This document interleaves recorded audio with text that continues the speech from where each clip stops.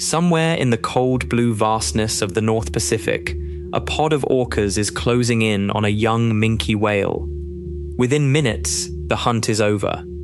These are the same animals that flip great whites onto their backs and eat their livers with terrifying precision. They dismantle blue whales, the largest creatures that have ever existed, through sheer coordination and patience. On paper, nothing in the ocean should be safe from them. And yet, there is one animal an orca pod will study, circle, and then quietly leave alone. It is not the biggest. It is not the fastest. It is not even the most aggressive looking. It is a slow, blunt-headed, deep-diving giant that moves through the water like a floating boulder. And the world's deadliest marine predator wants nothing to do with it. This is the sperm whale. And the reason orcas avoid it has almost nothing to do with what you'd expect. To understand the strangeness of this fact, you first need to understand what an orca actually is. Killer whale is not a marketing name. It is a species-wide resume. Orcas hunt in coordinated, multi-generational packs, led by matriarchs who remember prey behavior across decades.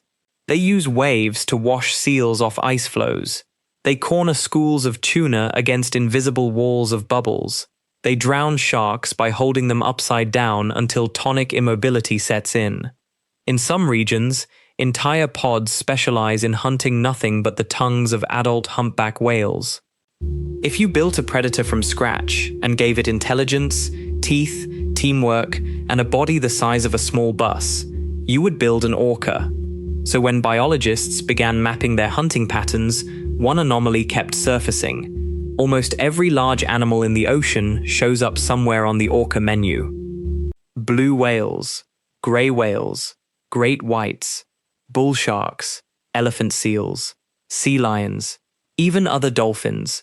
But when it comes to healthy adult sperm whales, the record goes almost blank. A few standoffs, a few opportunistic attempts on isolated calves. No confirmed kills of a mature bull, ever. To explain that gap, most people reach for the easiest answer. Sperm whales must simply be too big. But size falls apart the moment you check the numbers. An adult female sperm whale weighs somewhere between 30 and 50 tons and stretches around 40 feet long. A single orca weighs 6 to 9 tons. So yes, the sperm whale is heavier, roughly 5 or 6 times heavier than an individual predator. That sounds like a lot, until you remember what orcas already eat. A blue whale can weigh more than 200 tons and reach 100 feet in length. That is 4 times heavier than a sperm whale, and orcas kill blue whales. It is documented, it is filmed, it is repeated. If a pod can bring down the largest animal in the history of the planet, a 50-ton sperm whale should be an easier meal, not a harder one. Weight is not the answer. Weight is the distraction. The real answer lives in what happens the instant an orca pod appears on the horizon, because a blue whale and a sperm whale respond to that moment in completely opposite ways, and that difference is everything. Watch a blue whale under attack, and you'll see one of the most tragic strategies in nature. The blue whale runs. That is its entire plan. Its long, streamlined body is built for one thing: moving forward, fast, in a straight line. It has no teeth. Its jaw is designed to filter tiny krill, not to fight. Its skull is comparatively delicate. Nothing about its anatomy suggests combat. So when danger arrives, the blue whale becomes a 200-ton torpedo, praying its fuel tank outlasts the predator's patience. The problem is that orcas already know this. They have engineered their entire attack around it. An orca pod hunting a blue whale is not chasing, it is pacing. Some individuals harass, others rest, they rotate, they ram the flanks, they ride up onto the whale's back to create drag, forcing it to burn oxygen at an unsustainable rate. Then, once the giant is trembling from exhaustion, they push it under the surface and hold it there. The largest animal on Earth doesn't die from teeth. It dies from suffocation, drowned in its own tiredness. Now imagine trying that on something that refuses to run. Sperm whales, by their own biology, cannot win a race. Their bodies are built for vertical travel, plunging into darkness, not for horizontal sprints. Their cruising speed is barely 4 miles per hour. In a straight-line chase, they lose to almost anything. Evolution seems to have looked at this problem and made a very unusual decision on their behalf. The sperm whale does not flee, the sperm whale stops. When threatened, adults turn toward the danger, gather together, and hold their ground. And that single behavior collapses the entire orca playbook. You cannot run down an animal that isn't running. You cannot exhaust a target that refuses to burn energy. Every tactic orcas have perfected against fleeing giants suddenly becomes useless against an opponent who treats an attack as an invitation to fight, not to flee. For an orca, this is a math problem. Every hunt has to earn back the calories it costs. A single serious injury, a cracked jaw, a broken rib, a torn flipper, ends a hunter's career and, eventually, its life. Attacking something that stops and stares back is not brave. It is bad business. And orcas are, above all, ruthless accountants. But the sperm whale doesn't just refuse to run. It also happens to be carrying one of the most bizarre weapons ever grown by a living creature. Look at a sperm whale from the side, and something feels off. Roughly 1/3 of its entire body is head. A gigantic, blunt, rectangular block sitting in front of a comparatively small tail. It looks almost cartoonish, until you understand what's inside it. Contrary to popular belief, that enormous skull is not full of brain. The brain, though the largest of any animal on Earth, occupies only a small corner. The rest is filled with something stranger, a waxy, oil-rich structure called the spermaceti organ, holding hundreds of gallons of a specialized liquid that hardens as it cools. The whale can regulate its temperature by controlling blood flow through the tissue, essentially turning its head from a liquid-filled sac into a solid, dense mass at will. Marine biologists have argued for years about what this system is actually for. Echolocation focus is the leading theory. But there is another possibility that keeps surfacing in the literature, and it is not a comforting one. The head may function as a biological battering ram. There is a reason that idea won't go away. History provides one particularly loud piece of evidence. In 1820, in the middle of the Pacific, an American whaling ship named the Essex was struck head-on by an enraged bull sperm whale. The ship was made of thick oak. It was over 80 feet long. It was designed to survive open ocean weather. 2 direct impacts from the whale's head were enough to reduce it to a sinking wreck. The event stunned sailors of the era, and, decades later, became the seed of a novel called Moby Dick. Now translate that impact into orca terms. A 50-ton mass moving through water at speed carries a truly staggering amount of kinetic energy. A wooden hull built to survive North Atlantic storms couldn't withstand 2 direct hits. An orca's ribcage, flesh, cartilage, and bone has no chance at all. A single successful ram from a bull sperm whale doesn't injure a predator, it ends the predator. That is what sits at the front of every adult sperm whale. That is what an orca sees when it looks at the head-on approach. Whatever the biological purpose of that organ, its practical effect on any nearby attacker is a permanent no-go zone. Now add family. Sperm whales live in tightly bonded matriarchal groups. Females stay with their mothers, grandmothers, and cousins for life. When a calf is threatened, the pod does not scatter. It performs a defensive behavior so distinct it has its own name in biology, the marguerite formation, named after a flower. Adults arrange themselves in a tight circle, with the calves in the middle and their tails pointed outward like petals. Then those tails start moving. A sperm whale tail is not a swimming fin. It is a slab of muscle attached to a body the weight of 6 or 7 adult elephants. A single controlled strike from that tail is enough to shatter bone. Multiple whales, side by side, thrashing in unison, create an invisible wall of force that no orca can safely enter. Trying to grab a calf out of that circle is like reaching into a running industrial machine. For an orcapod, the risk-to-reward ratio in that moment is impossible to justify. So they wait, they circle, and, in most documented cases, they eventually swim away. But what happens when a sperm whale is alone? When is it not inside the flower? When a lone individual is caught out in open water by a full hunting pack? Then it plays its final card. It disappears, straight down. Orcas are surface hunters. Their bodies are optimized for speed and agility in the top few hundred meters of water. They breathe air.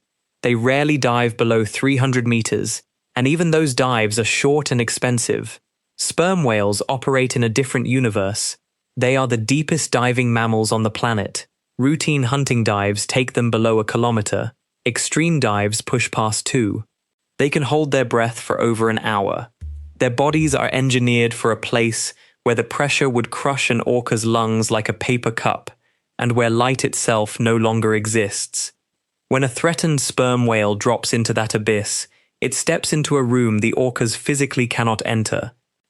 Chase it too far, and their own bodies begin to shut down. So the pursuit stops, not from fear, but from physics. The sperm whale isn't just escaping, it is retreating into an environment that acts as its personal fortress. And this is only what females do. The males are a different animal entirely. Sperm whales show one of the most extreme size differences between sexes of any large mammal. Adult females sit around 15 or 16 tons. Adult males can push past 60. Some reach lengths of nearly 65 feet. A large bull sperm whale is not simply a bigger female, he is a completely different scale of creature. And unlike females, mature males live mostly alone. They don't need pods, they don't need marguerite formations, they don't even bother diving to escape. There is no recorded case of an orca pack successfully killing a healthy adult male sperm whale. Not a filmed one, not a confirmed one, not one. Marine biologists talk about them almost like a separate category, animals that exist outside the normal predator-prey structure of the ocean. Which brings us back to the puzzle we started with. Why avoid a 50-ton sperm whale when you're willing to attack a 200-ton blue whale? Because a blue whale is a slow-moving buffet, a sperm whale is a loaded weapon. The blue whale, for all its size, has no offensive tools. No teeth, no armor, no fighting instinct. Its size is defensive but passive. Attacking it is a slow grind against a large, unarmed target. The sperm whale is the opposite. It is itself a predator, a working, hunting apex predator that spends its life diving into the deep to fight giant squid in total darkness. Its jaw carries rows of teeth the size of ice cream scoops. It has a battering ram for a face. It has a nervous system built for combat in the most hostile environment on the planet. And it has social instincts wired for collective defense. Then there is the outer shell. A sperm whale's blubber can be more than a foot thick, dense, rubbery, and structurally tough. An orca's teeth, though famous, are only about 4 inches long. Do the math. The bite lands, the teeth sink in, and they don't reach anything that matters. No major artery, no vital organ, just more blubber underneath. To actually kill a sperm whale, orcas would have to bite thousands of times over hours, maybe days, bleeding it out slowly, like a wolf pack wearing down a bear. But sperm whales don't stand still and take it. They ram, they thrash, they dive. Every second of that fight, the pod is spending energy for essentially no return. It is an investment guaranteed to lose money. There is one final layer to this puzzle, and it is the most important one. Because the sperm whale's defensive system wasn't designed for orcas at all. Orcas, in evolutionary terms, are recent. The sperm whale lineage is not. Its ancestors swam through oceans that would look like nightmares to anyone alive today. During the Miocene epoch, the seas were ruled by predators that dwarf modern orcas.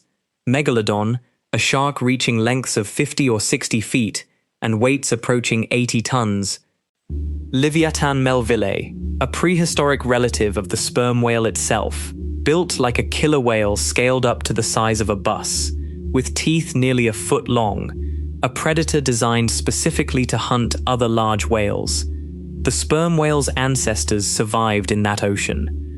They evolved their thickness, their density, their bone structure, their pod defense, and their combative instincts under pressure from monsters twice the size and many times the ferocity of any modern hunter.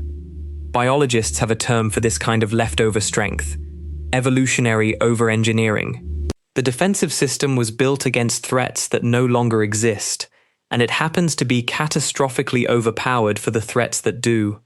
When a modern orcapod approaches a sperm whale today, it isn't facing a large, docile whale. It is facing a species that carries millions of years of survival instinct against apex predators far worse than itself. The sperm whale doesn't panic because, genetically speaking, it has already survived worse. That is why the fight rarely happens. That is why the ocean, for all its violence, has a line even orcas won't cross. Not because they can't, because they've done the math and decided not to. Killer whales are still the undisputed apex predators of the modern sea, but even apex predators have neighbors they choose to respect. The sperm whale is one of the few animals on Earth that reminds us of something we often forget: that raw aggression is not always the highest form of power. Sometimes the strongest strategy in the ocean isn't the fastest predator or the biggest jaw. Sometimes it's an animal that simply refuses to move, carrying the memory of ancient wars in its skin and daring the strongest hunters in the sea to make the first mistake. Which fact about the sperm whale hit you the hardest? The fact that its head can turn into a solid battering ram? The fact that its ancestors survived Megalodon? Or the fact that not a single healthy bull has ever been killed by an orcapod on record? Drop your answer in the comments, and if you want to keep diving into the strange power dynamics of the animal world, hit subscribe. There are far stranger stalemates hiding beneath the waves, and they're all worth seeing.